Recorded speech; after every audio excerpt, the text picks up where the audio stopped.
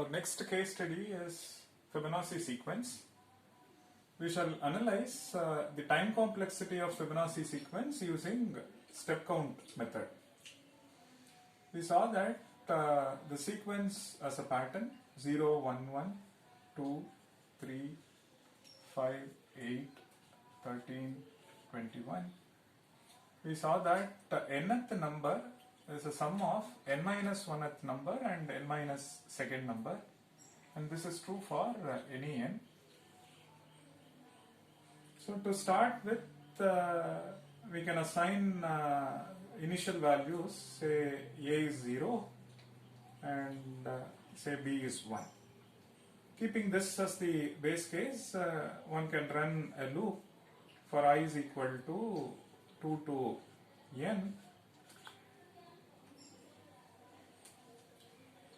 One can run a loop starting from 2 to n,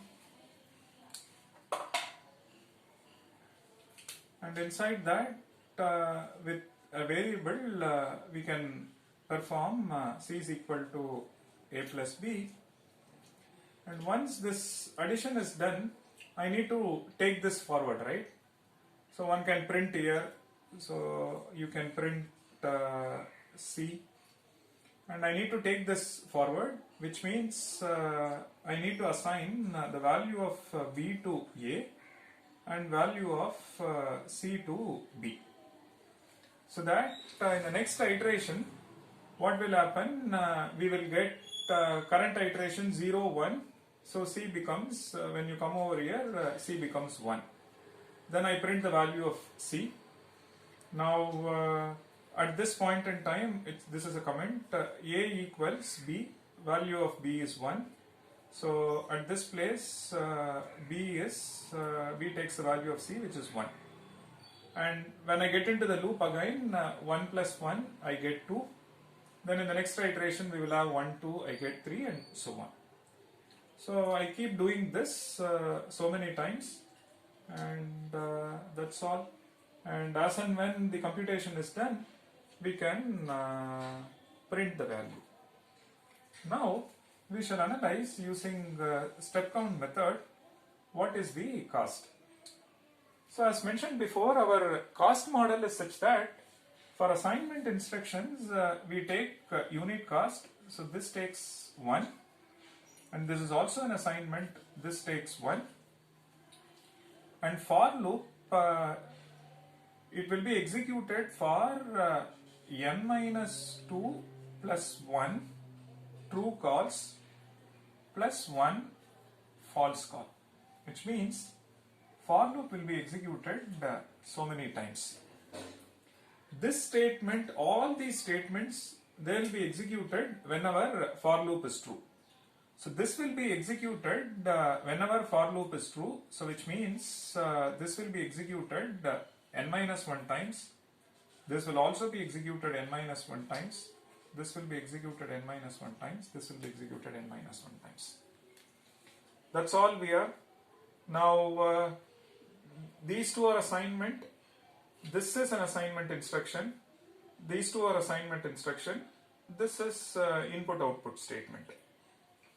So please note over here two things are happening.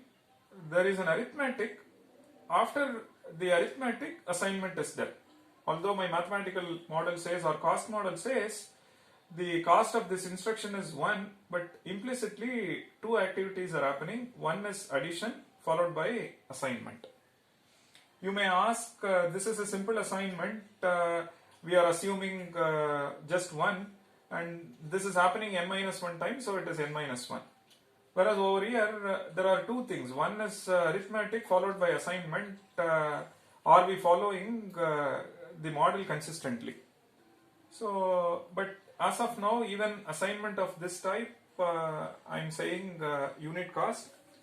But strictly speaking, one can also say this one is say 2 times n minus 1, and 1 for increment and 1 for assignment. So you fix a cost model. With respect to cost model, you do the analysis. Now I am saying any assignment instruction takes 1. So I am writing this, but one can also write 2 into n minus 1 and highlighting this, meaning 1 for addition, not increment, 1 for arithmetic or addition, followed by 1 for assignment. Now just sum this up. You see that 1, 2, 3, 4, 5. There are 5n and 1, 2, 3, 4. Take 2 out. So many steps are 5n minus 2 instructions, fundamental instructions. Now of all this, and you see that assignment is happening so many times and increment is happening. Implicitly you see that there is an increment and an assignment, a comparison. One can also write a different model. With respect to that, one can also split this into say 3 times n, and the first n is for increment and the second n is for assignment or comparison, third n is for assignment. That is also correct. So as always, you fix a model and let the model be detailed one, and you say what is the cost for assignment, what is the cost for comparison. With respect to the model, assign or do the analysis for each instruction. So I can always say 1 for this and 1 for this and 3n for this, of which n for increment and n for assignment and n for comparison. And this one again you can say 2 into n minus 1.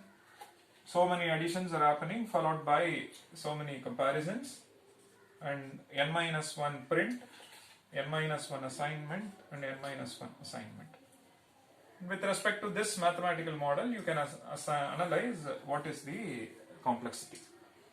And so you see that 3 plus 2, 5 plus 3, 8, so 8n, and minus 3, minus 5, minus 3. So there are 8 and minus 3 counts or steps or fundamental instructions. The advantage of this detailed analysis is that, suppose we say for an AMD mission, the cost of increment is say 1 microsecond and cost of comparison is say 2 microseconds and cost of assignment is say 3 microseconds. Now one can see that assignment is happening once, so you say that cost is 3 microseconds. Over here you can include n times this, 2n times this, meaning n into 2, and 3n, n into 3. And over here so many increments are happening, so many arithmetic are happening. You can also say cost of arithmetic is so much, say 2 microseconds. Then you take n minus 1 into 2 plus assignment, so 3 into n minus 1. And all this, the cost of print and assignment. So this detailed analysis will help you to get the correct time, meaning a time which is close to the reality. See, it is nice to make assumptions, but the assumption should be close to the reality.